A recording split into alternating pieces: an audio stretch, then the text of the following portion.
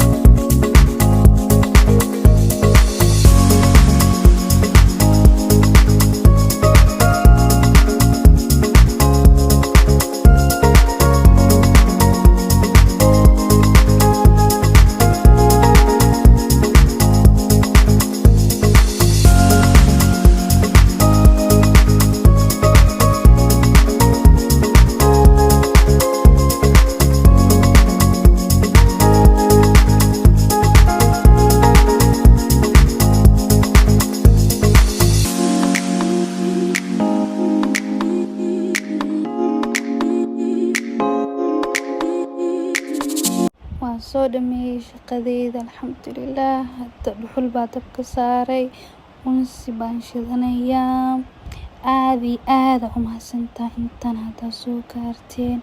fadlan maxaan igu codsanayaa inaad like ii saartiin si videogeyga u gaaro meel dheer, iyo comment iyo share. aad iyo aad u mahadsantahay. Bye. Subscribe kana ha iga hilmaamina. Ciao.